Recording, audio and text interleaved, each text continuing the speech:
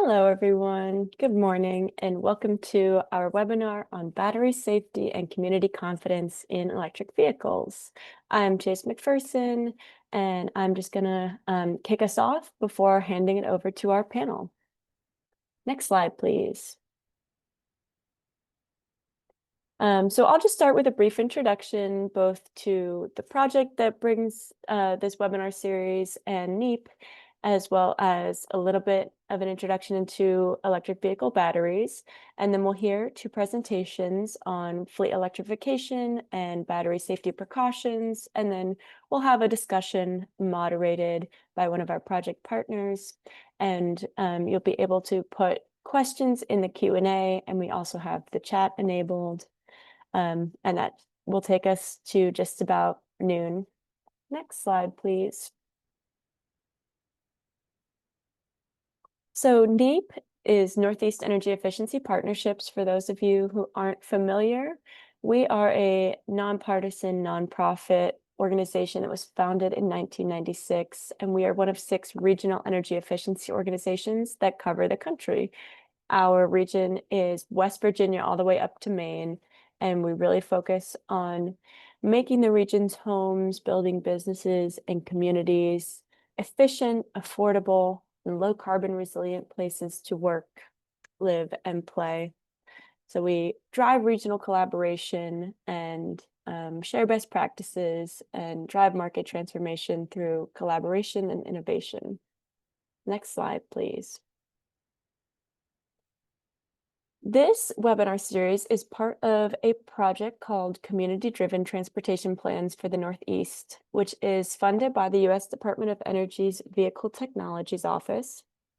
And the purpose of the project is for us to support 4 target communities in developing community-led clean transportation implementation plans that will improve mobility, increase reliable and efficient access to healthcare, food, education, and employment, increase employment in clean transportation, and identify paths for future economic development. And there's our award number and our disclaimer at the bottom. The project is running from October 2023 to March 2026. Next slide, please. So just as a brief introduction to EV batteries, this is not going to get super technical, but just want to level set a little bit. The battery packs in EVs store and supply power and energy to the car's motor. And rather than just one single battery cell, EVs have a large array of connected battery cells. The image on the right, the top vehicle, is a graphic of a fully battery electric vehicle with that large green battery in the middle. And the bottom one is a hybrid, which obviously uses both gasoline and batteries. And modern electric vehicles typically use lithium-ion batteries, which move lithium ions between electrodes, turning stored energy into electricity for the motor. There are different kinds of lithium-ion batteries that are used in the market today. Some of the common examples are lithium iron phosphate batteries or lithium nickel manganese cobalt oxide batteries. And different types bring different trade-offs in performance, lifespan, and cost. And a really important part of EVs is their battery management system, which monitors and optimizes the battery's health and charging and temperature. Next slide, please. So there are some safety hazards that do come with EV batteries. So extreme temperatures affect battery performance and health. And the electrolytes in the batteries, the fluid, can release flammable gas. Thermal runaway is a concept that is often discussed in the topic of EV fires. And thermal runaway is when one battery cell overheats. The heat can spread from cell to cell, causing a fire. And EV fires can actually reignite after they are put out. All that said, there is no current evidence that EVs are more likely to be involved in a fire than internal combustion engine vehicles or ICE vehicles. People might say ICE vehicles throughout this conversation. Please keep in mind that we are not talking about immigration enforcement. We are talking about internal combustion engine vehicles. So there are risks that come with EV batteries, but there are risks that come with ICE vehicles. And really, we want to focus today on understanding the differences, rather than, perpetuating a myth that EVs are much more dangerous. That is not what we're saying. We just want to address the different risks appropriately. So that's what we're going to focus on with today's presentations and discussion. Next slide. I will pass it over to our facilitator, Miranda Dupre from Vital Communities, who will introduce herself and our speakers. So over to you, Miranda. Hi, everyone. I'm Miranda. I'm working with Vital Communities. I am a program manager for our climate, energy, and transportation portfolios. And I'm excited to be here with y'all today. So today we're going to be talking about how to be prepared when electrifying your fleet, balancing risks and benefits, and then also just some myth busting, dispelling some misconceptions about electric vehicles. If you have questions as we go along, be sure to pop them in the chat and we will get to them when we start our panel. But for now, I'll go ahead and introduce Carroll. He's the executive director at Advanced Transit. Advanced Transit is the transit provider for the Upper Valley. They provide free transit to help connect our community members to resources they need. They really work on expanding mobility, and they're doing it all with sustainability in mind. So, Adams, tell us how your team is able to manage all that.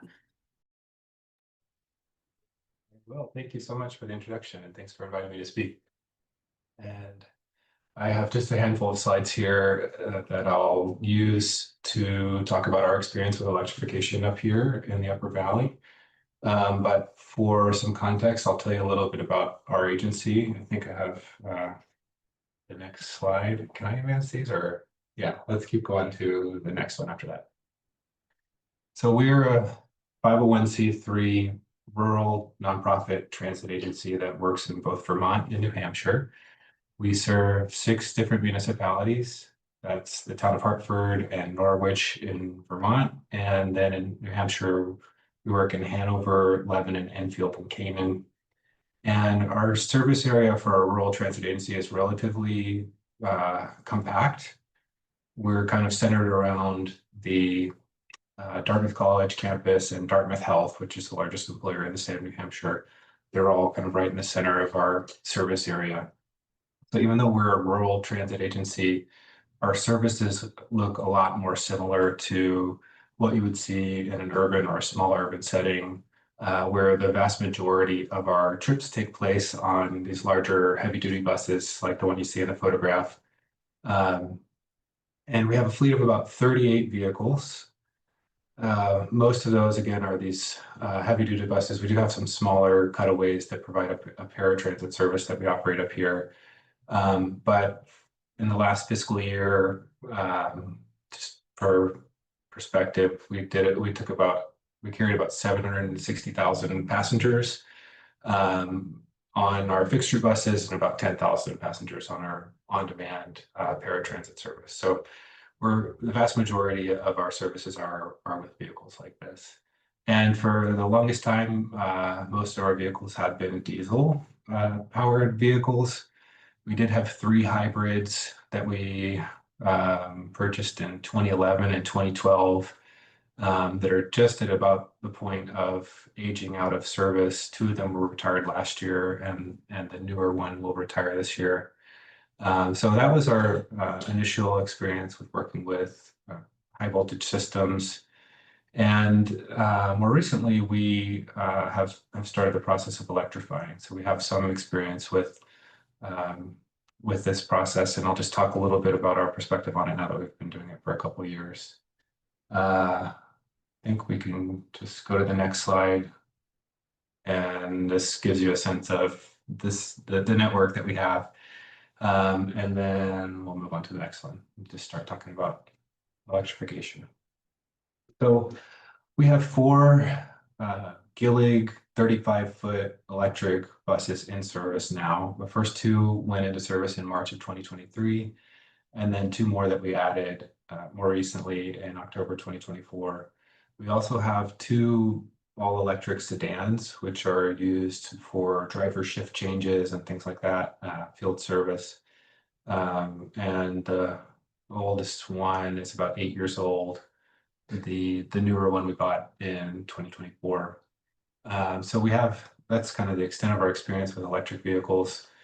In preparation for bringing more electric vehicles into the fleet, we also have done some upfitting to our facility to just prepare for the charging needs of a more electric fleet. So we have now 4 level 3 chargers in our newer garage, and we have 2 level 2 chargers in our older garage. And so basically each vehicle can be on a charger at the same time.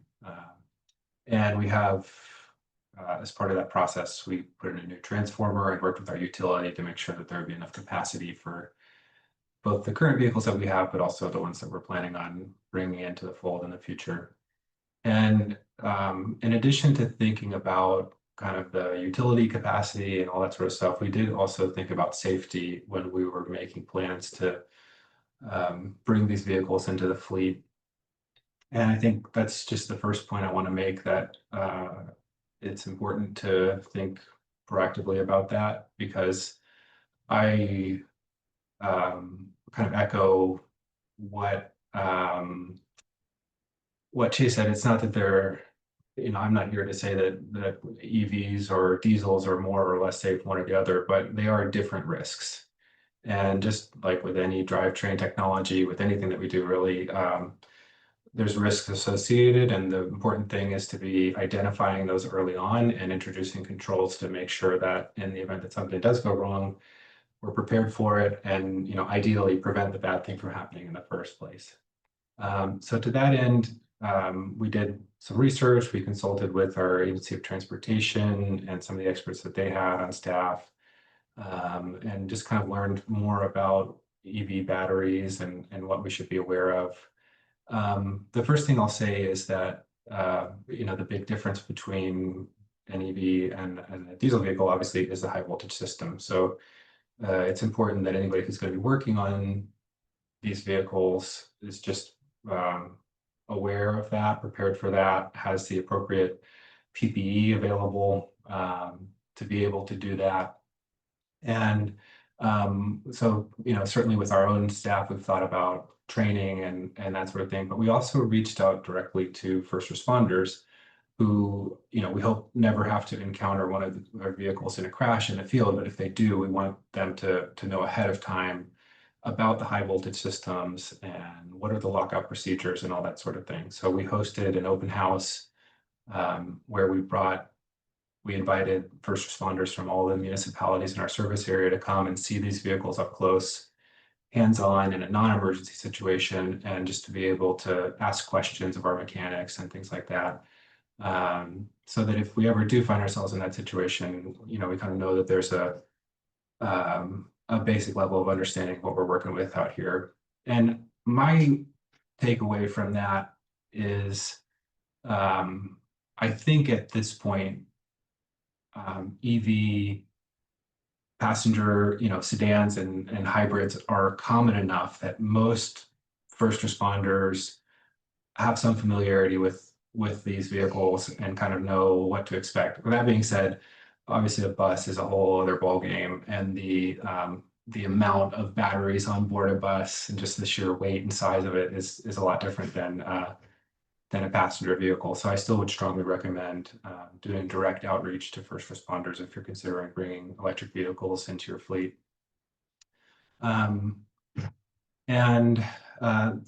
the other kind of thing to be thinking about is the sort of physical layout of the space and what systems you have in place in the event that there were to be a fire or something like that. And so the key takeaway for me was that when talking about something like thermal runaway, the strategy that you should be thinking about is, one, how do you keep that battery cool to prevent that from happening? And the answer is pretty simple, just as much water as possible. So you want to look at your sprinkler system and make sure that you have capacity there to be putting a significant amount of water onto a vehicle in the event of an unexpected fire. The other strategy is physically separating the vehicle if it does catch on fire from the rest of the fleet, because you don't want that one vehicle to catch on fire and then spread to the next and the next and the next and the next. So identifying where on your site could you, in an emergency situation, move a vehicle that's on fire so that it doesn't spread or contaminate to other vehicles. And I think that goes for, I guess I'll step back here and say, the risk of fire is concerning, and it's something that we're actively, mitigating and preparing for. That being said, the data that we've looked at shows that on both a per vehicle sold and a per miles driven basis, there are fewer vehicle fires with electric vehicles than hybrids or with gasoline powered or diesel powered vehicles. And so I think we've become kind of desensitized to some of the risks of the types of vehicles that we're all familiar with and see on the road on a day-to-day basis. And just kind of, the same situation, if there were a diesel vehicle that were on fire, we would have sprinkler systems in place in the event of an incident like that, or we would want to get it away from the rest of the fleet in the event of an incident like that. So some of these precautions really are applicable to any type of powertrain or transmission. I think the difference is with the electric vehicles,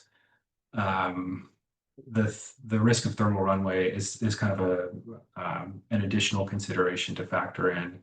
And so what that means is that it may seem like you put out the fire and then 24, 72 hours later it can kind of reignite itself. And so that is a concern.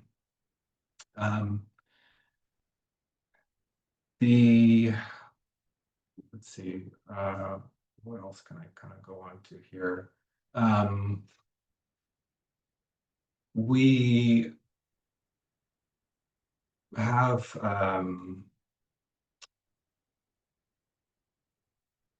most of our maintenance is done on site.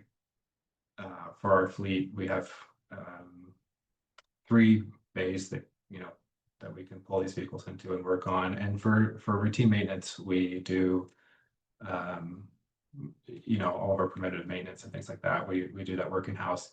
Because these are newer vehicles and they're still under warranty, oftentimes if there's an issue with the battery system or a battery management system or things like that, we will just rely on the sort of warranty service and the experts in these systems to address those issues. But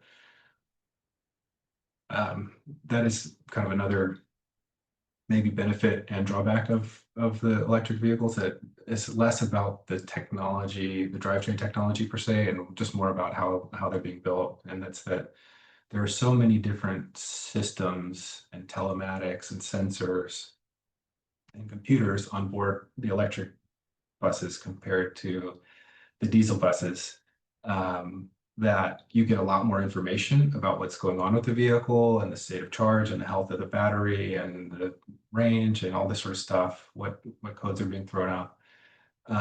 But it also means that you're spending a lot more time on a screen doing diagnostics instead of like actually physically looking at things and turning a wrench. So it's a little bit of a different skill set, and something that, if you're used to doing maintenance on site, you need to kind of adapt to.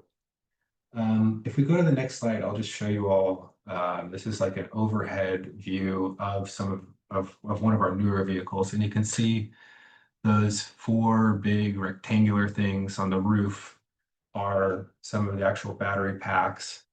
There's 2 additional ones in what would be the engine compartment on a diesel vehicle in the back of the bus, and then actually 2 more that are sitting underneath the seating area in the back of the bus.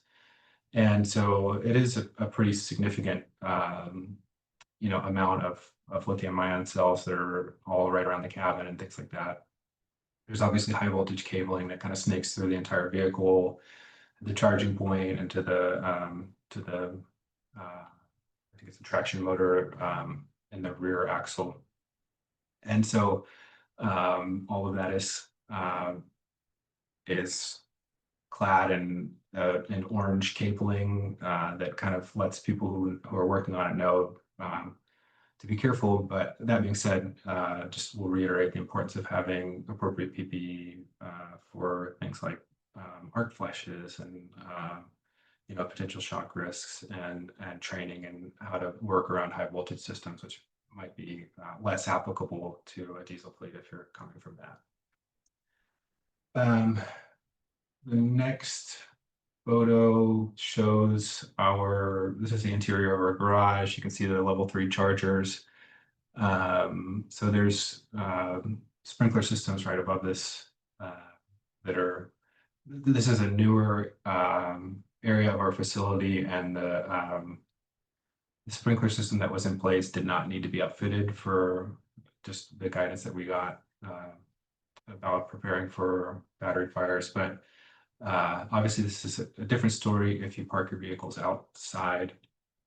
For us, because we're up here in Vermont, we get a lot of snow in the winter, and that means that it just makes a lot more sense to keep the vehicles inside overnight, so that when we need to pull out in the morning, it's a lot easier to get the vehicle ready without having to brush the snow off of the roof and that sort of thing.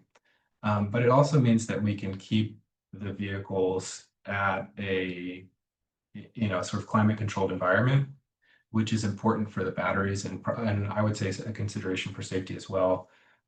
Because to operate sort of at their peak efficiency for charging and things like that, the batteries need to be within a certain temperature range. And by keeping them inside, we're able to ensure that we're getting the most efficient charging and all that sort of thing. It also means that the batteries are sort of like already at that peak operating temperature in the morning when we're leaving on a cold day, without having to use the onboard system to kind of heat them up to where they need to be, or cool them in the summer. So there's advantages and disadvantages. Obviously, within a confined space, if there were to be a fire, that could be potentially more dangerous than if it were the vehicle parked outside by itself outdoors.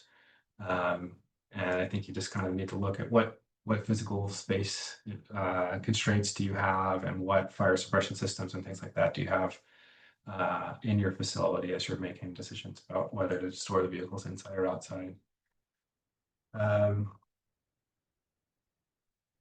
I will go to the next slide and talk a lot about like the risks, obviously. So what are what benefits might there be for switching to this new technology? And again, I'll kind of go back to that sense of we've just become accustomed to some of the risks of gasoline powered vehicles to the point that we don't really think about it that often. But this is one of our busiest stops. This is downtown Lebanon, New Hampshire. And it's a transfer point and a dwell point for the buses. So at the end of their, each hour of service, they have a couple minutes of recovery time in case there's traffic or the driver needs to take a quick break. And the vehicles sit in front of City Hall here and the building next door, which is Rogers House, which is a senior housing facility. And just like with your personal car, we always are told don't leave a kid or a pet inside of a vehicle on a hot day. Same thing on a very cold day. The inside of these vehicles can get very hot or very cold very quickly if the climate control systems are not on board, potentially to an unsafe temperature. So when we're sitting here, one big issue that we've had over the years with the diesel vehicle is that you have to idle the engine to keep that climate control system running, which produces emissions and noise that generated complaints over the years from especially the folks at Rogers House, who have a nice little porch right in front of their building. And with the EV vehicles, we're able to run those climate control systems with no emissions, no noise. So there's advantages and disadvantages, right? Of we are accepting the risk of the thermal runaway. We're getting better air quality as a result. or we're, putting additional cost on the front end of these vehicles, but we're realizing lower operating costs um, over the lifetime of the vehicles. And so I think just being kind of pragmatic about, no technology is without its risks and drawbacks, and just evaluating your specific operating environment and conditions and determining which ones are more appropriate or more mitigatable in your context, um, is the right approach.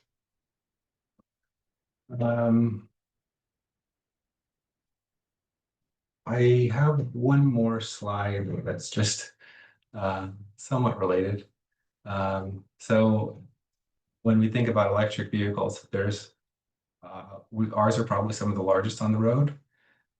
Some of the smaller ones on the road are electric bikes, which you see all over the place, all over everywhere I go now. I see probably more electric bikes than regular bikes, which is a change that's happened in my lifetime, certainly. And these are great, especially in a rural context, because it allows people, especially in this situation where there might not be sidewalks, it's just common in more rural areas, to cover those first and last mile distances to the bus stop.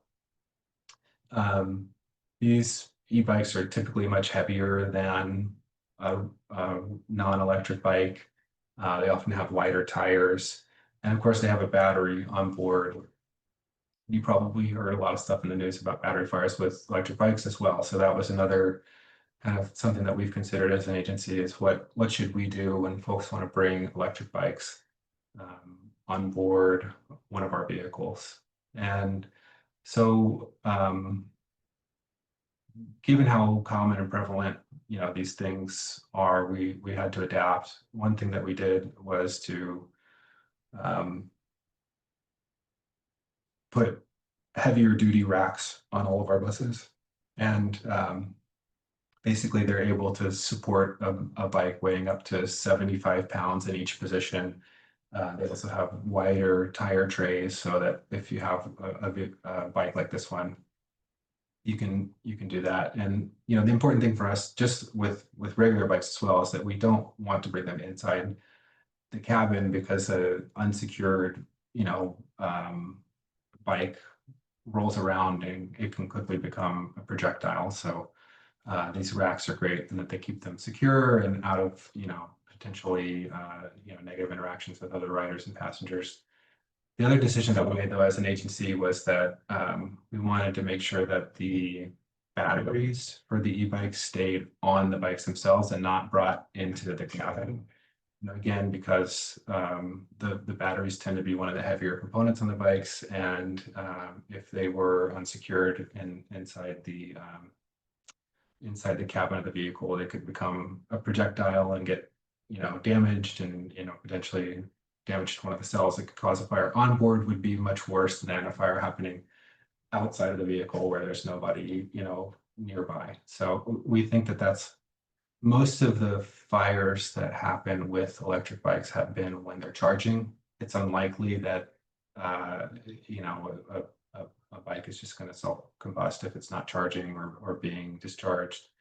But we still wanted to be just thoughtful and careful about how we invited these into our fleet. So I think with that, those are all of my slides, and I think Dana's next. Yeah, thank you so much, Adams. I also really liked hearing about one, obviously electric buses, but then two, that you're thinking about e-bikes, because that's a lot of the work that we do here at Vital Communities. So I love that you're thinking about like the full electrification transportation system. Next up, we have Dana Clausen. He is the Environmental Sustainability Coordinator for the town of Hartford. He is working to ensure that the town meets its climate action plan goals. So working on really improving energy efficiency and reducing greenhouse gas emissions. But he also has the unique challenge of making these improvements while having little to no effect on town operations and services. So Dana, go ahead and tell us how you do all that. Sure. So if we pull the slideshow here, if we go to the next slide. And the next slide, actually, sorry. So Hartford has kind of a long history of being an early adopter and has been going electric in various ways for about 5 to 7 years. We have a Nissan Leaf that is approximately 5 years old. Our police and fire have numerous hybrids. The former police chief had made a pledge to go all hybrid. And then at one point in time, they were having trouble with some of those. So that got put on pause, but they're back along the way now of transitioning to hybrids. And then we also have some other interesting things like electric Zamboni. 2 years ago, we purchased 2 commercial zero-turn mowers for our parks department. And the parks department now has an electric option for pretty much all of their lawn care equipment. So we've really been focused kind of on going electric across the board. But also, one of the things that I'll often say is that I want to make Hartford number 2, so that the number 1 adopters deal with all the challenges. Because I do find that when you are, one of the first folks to adopt anything, there's usually a lot of kinks that you have to work out, and a lot of your time and staff time can be taken up trying to address those issues. So if we go to the next slide, or do I control the slides? All right. So things that I try to consider when we're looking to electrify the vehicles is, are our mechanics trained to work on EVs and hybrids? I really, like Miranda said, I really want to make sure that we are minimizing the impacts that this adoption has on just the day-to-day operations. So last year, actually 2 years ago, started putting money aside to get our mechanics trained. The town of Hartford now has 2 mechanics. One works at the DPW and the other works at our fire police station. Our fire police station mechanic, Paul, did take an ASE class through Vermont Clean Cities Coalition. He took one of the 4 classes to move towards getting certified to work on EVs. And then recently, Paul, the other mechanic, and I took a class on battery safety. So just trying to make sure that people are as familiar as possible, both for a safety perspective, but also to make sure that if something does happen to the vehicle, we want to make sure that they will, be able to diagnose simple problems in-house. So when you come to looking at working on EVs, part of that safety thing is, do the people know how to work on disconnect the battery properly? Do they have the proper equipment for doing that kind of work? And one of the things to keep in mind as well is that a lot of these electric vehicles, the makers have proprietary tools. So if you're working on a Ford, you might not have the same tool set that you need to work on a Chevy. That's the thing to keep in mind, both from a practical standpoint of how many tools do you want to have, but also as you look forward, maybe you want to consider only purchasing 1 or 2 manufacturers of vehicles and other equipment as well. And then along with that, as Adams was talking about earlier, the disconnects for these EV vehicles is not universal. So it's important that the folks that are working on them know where the disconnect is for these specific models. If we can go to the next slide. One of the issues that Adams kind of was talking about earlier too, that we're struggling with, is how do we tag out electric vehicles? Meaning, if there's a vehicle that needs to get work done, where do we put it?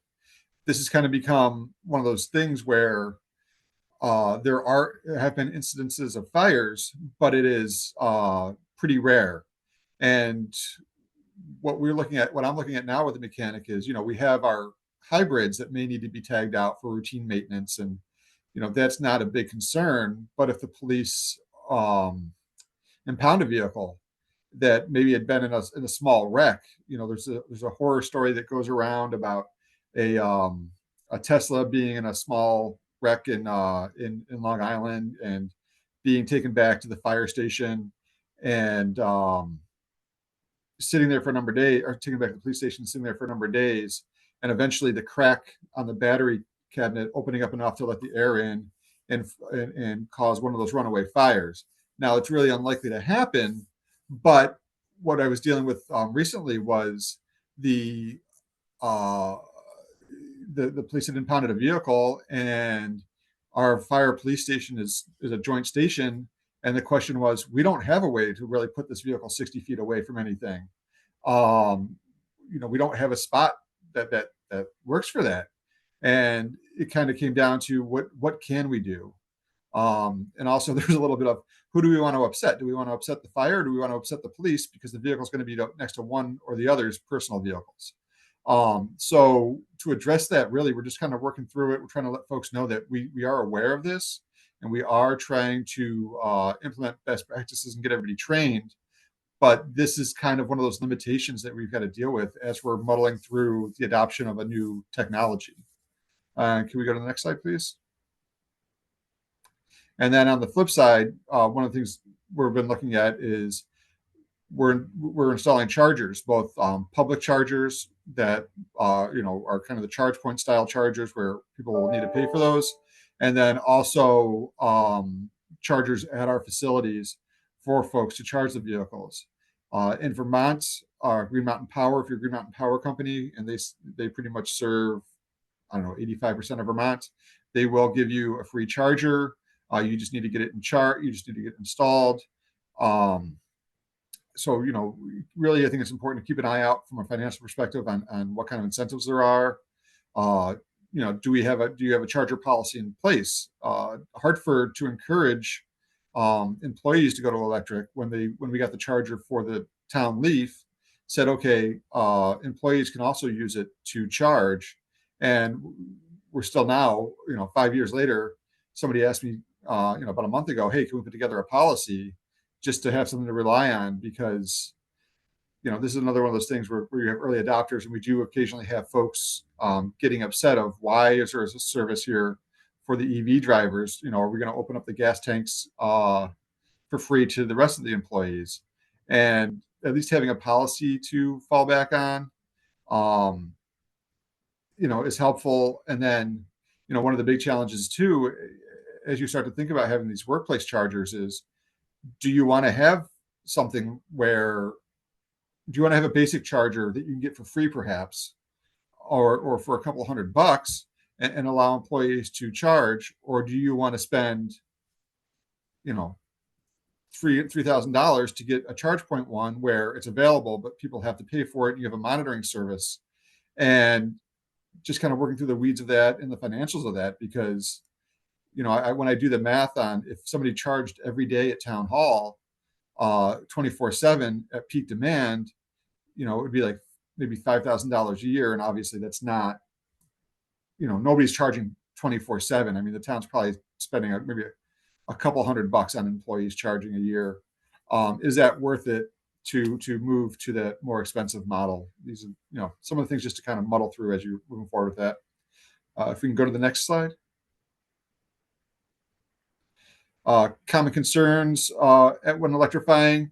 I often hear, for both of our equipment and our vehicles, what if someone forgets to plug it in? And that's just one of those things where, yeah, what if somebody forgets to fill it with gas? One of the gas vehicles with gas.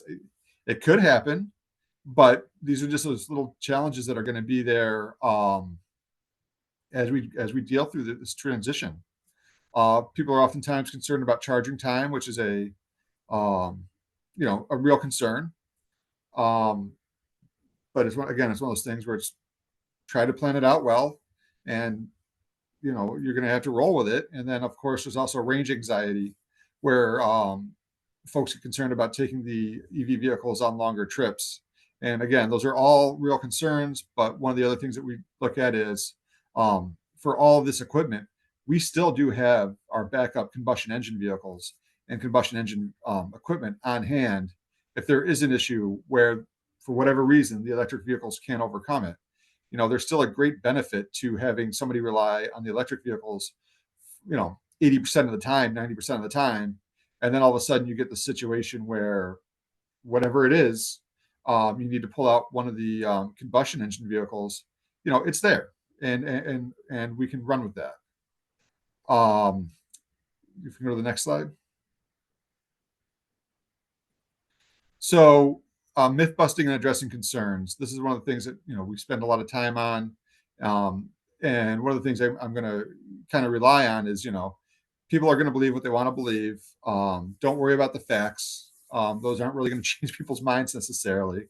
And you got to recognize that. And sometimes it is going to be what it's going to be. I'm dealing sometimes with concerns about people. I've actually heard concerns that, oh, if we fill the windshield wipers with the fluid and something happens, somebody can get electrocuted. I have never heard of any instance of that happening, but those are real kind of myths that I've heard going around. And then there's on the other side where you have things like recently our Nissan Leaf got a notice about a month ago that we shouldn't fast charge it because there's a recall on it, and there's a risk of fire if you fast charge it. So when I emailed everybody out that uses it, I really didn't want to focus on the fire part. I just kind of said, there's a recall. Don't fast charge it for now. Let me know if you need more information, because I just didn't really want to add to that,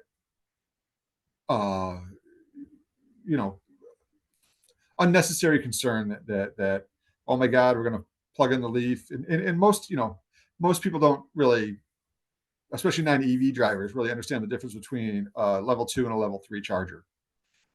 So trying to minimize those kind of unnecessary concerns that somebody's going to plug it into the level 2 charger and the whole shop's going to go up or whatever. And again, you can try to correct people, try to work with people, but people are going to believe whatever they want to believe. If you go to the next slide. Oh, and then just kind of keeping the electrification in context. We're going through a major transition in transportation. There's going to be bumps in the roads. There's going to be challenges. There's a lot to muddle through here. And it's just going to be challenging. I mean, it doesn't mean, just because a car doesn't charge, just, throw the whole bathtub out with the baby. It's just things that happen. And I think you just got to put that in perspective and recognize we're all muddling through this. It doesn't really matter. You're going to get people occasionally angry, wanting to shake their tiny fist, but this is how things are transitioning. And, I try to encourage folks not to spend a lot of time harping on or complaining about the minor bumps. It's like, okay, this is an issue. Let's try to work together to find a solution and move on. And I believe that was the last slide. Is that correct? Yeah. Thank you. All right. I feel like you're hitting on something that is just, change is hard, and people have a hard time dealing with change. And electric vehicles aren't new. I think it's new that we're trying to electrify as many vehicles as possible due to, climate change and just being better consumers. But electric vehicles have been around since I think like the late 90s. It's been a long time. So these aren't like completely new systems that have never been used before. We've got a lot of questions in the chat. I had my own list of questions. I'm throwing those out. We can start with, what is the best order to kind of invest in electrification? Is it facility upgrades, charging, vehicles, technician training? Like, what order do you go about, making this like big change to a fleet? I think for us, it's a complete package. All of those ingredients need to be there. And with the grant funding that we work with, which is for these vehicles, for the most part was from the FTA. There was also some state funding involved. But the FTA grants really place a high level of importance on making sure that a certain percentage of the budget for the project goes towards training, for example. And, the grants are for both vehicles and also the charging infrastructure and that sort of thing. Because, you can spend a lot of money on a bus, but if you can't charge it, then in a reliable manner, it's not going to be of much use to you. So it has to be looked at comprehensively. And I think especially with a larger fleet, to just think about what's your long-term vision for it. And when we decided to put in infrastructure for charging, we kind of knew that this was a direction that we would likely be heading. And so we put additional capacity in for future chargers and things like that.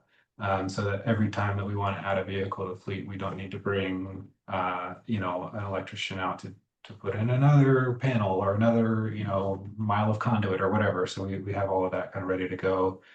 And when we want to, when it's time to put another vehicle online, we can just kind of drop the charger where we need it to be.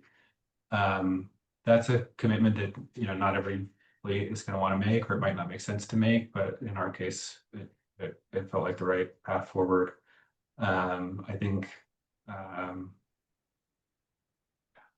maybe I'll speak to the experience of the hybrids. It's just that we had 3 of these vehicles we bought in 2011 and 2012, and never again.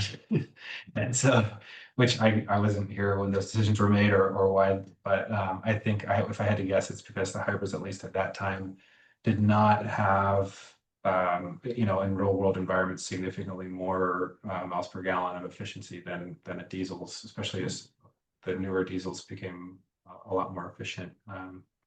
And so it just didn't justify the increased costs. But when you kind of dip your toes in the water like that, and then you have to maintain an entire set of spare parts just for those 3 vehicles, and all of your other, you know, 35 or 36 don't need those parts.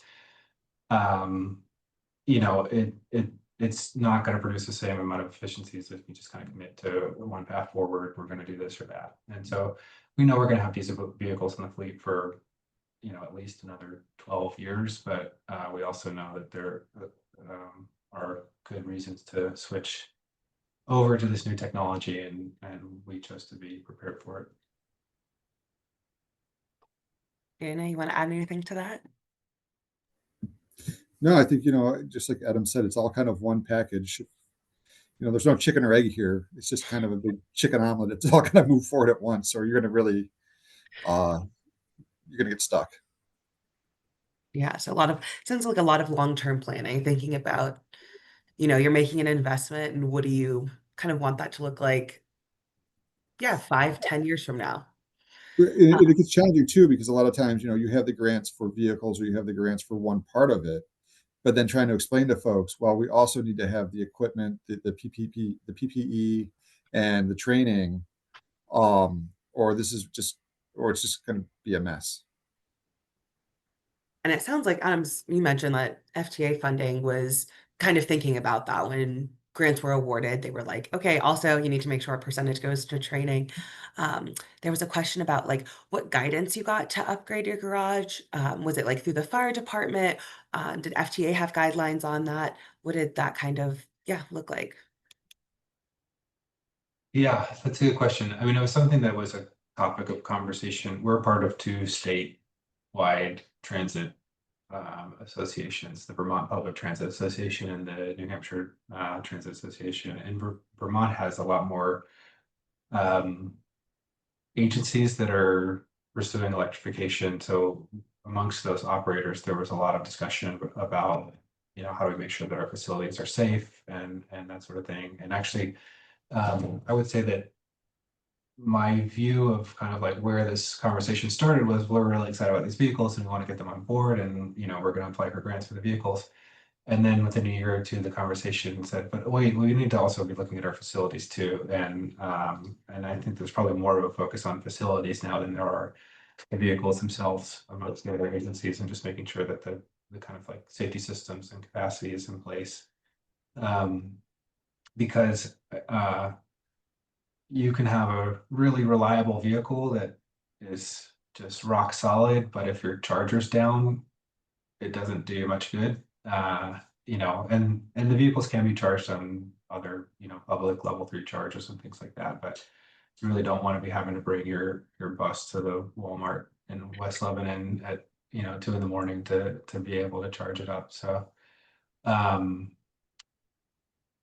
but yeah, the guidance that we got, a lot of it was from working with the State Agency of Transportation, and they have, kind of an electrification plan that they put together. They've worked with experts to assess which routes and which vehicles might be most applicable for this type of transition, and then to think about the facility needs involved for each of the agencies that wanted to go this route. And that was immensely valuable to us. I think on our own, it would have been hard to have that level of kind of planning. And so, kudos to Vermont for really looking at that from a statewide perspective. And then you also, I know, mentioned hybrid vehicles that maybe didn't work out so great. And Dana, I don't know if the town has had any hybrids, but have either of you had experience with hybrids that assisted with like facility upgrades to going fully electric, or like what was that kind of transitional experience like, or was there not really one? Well, our police and fire do have a number of hybrid vehicles. Major point there is that until recently there wasn't an all electric police rated vehicle, so they stayed clear of those. And then there was a couple bad years that Ford had with their vehicles, and it kind of turned everybody away. But it was not only their hybrids, but also their combustion engine ones. But now it seems as though everybody's really comfortable with going back to really pushing for hybrids. So I believe many of the police vehicles are hybrids, but also the not personal vehicles, but the smaller supervisor vehicles and stuff that you'll see our fire department in are also hybrids. And I think there is a benefit to that, to people getting comfortable with those. And it's kind of like, it's half electric, so you kind of get half the amount of pushback. I'll jump in and say I don't mean to trash talk our hybrids. They were, reliable and in service for hundreds of thousands of miles, and maybe not significantly more efficient than diesels, but still were great buses on the road, and some drivers even preferred them. But I think I personally drive a plug-in hybrid, which is, you bring in kind of the considerations of both. You have to think about where you're going to charge it if you're going to get the full advantage of having the plug-in system. And then also, okay, I've got all of the additional maintenance and whatever that comes with having a gas-powered engine. It can be the best of both worlds. It can be the worst of both worlds. Like, you have two different propulsion systems. You have two different sources of flammable material compared to just one on a fully electric or a fully gas powered vehicle. But you also get the benefit of being able to drive all electric in town and still go on a longer trip if you need to. So it works for me, probably doesn't work for everybody. And depending on whether you're going to a plug-in or like a kind of traditional hybrid model, you may not need to make significant changes to your facility at a fleet, from a fleet perspective. But they are heavier. So if you have lifts that you use to raise the vehicles up, you think about what weight capacity are they rated for. There's obviously the introduction of high voltage systems and just the safety protocols that come around that. And so, yeah, definitely a little bit of a different set of considerations than either a fully electric or a fully diesel powered vehicle. When we're thinking about maintenance, how was that, I guess, transition with like training current staff on working on EVs, or do you like mostly outsource your EV maintenance? And then now, are you looking at when you're looking at hiring new staff, are you looking for folks who have experience with EVs, or are you like willing to hire them on and train them? Or yeah, what does that kind of whole experience look like for like mechanics?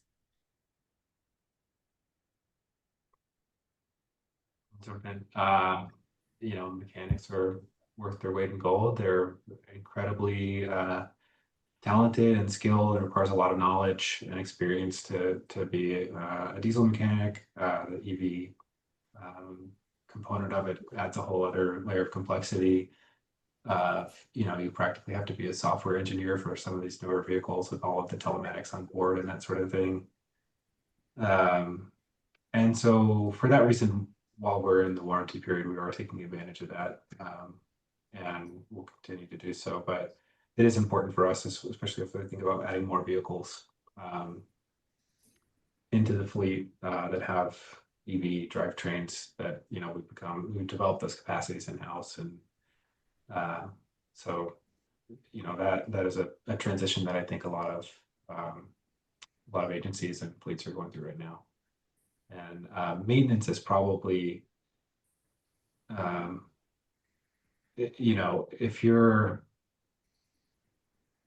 considering investing in an EV, whether it's at home or at work, and you kind of think about, if I need to get some specialized EV specific maintenance done, where is the closest dealer, and how would I tow the vehicle there, or what would that additional time cost compared to being able to just drop your cutaway off at the Ford dealership down the street.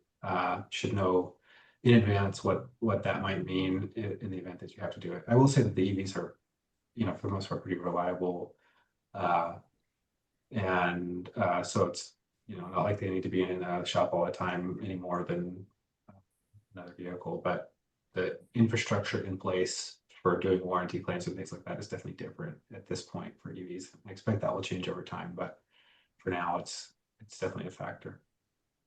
Yeah, I feel like you see the stat going around that EVs are 1/10 the maintenance cost of a traditional ICE vehicle.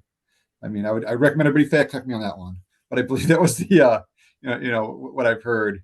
But it's been interesting with the mechanics because I originally started thinking about training the mechanics because our mechanic came to me and said, "Hey, I want to do this," and the gentleman is he's in his mid-50s, but he's ready to go and he's really excited about it. And it was interesting because we had a mechanic that was in his mid-20s and said, "I'm not going to work on electric. If you get an electric truck, I'm out of here." Luckily, he was out of there for other reasons,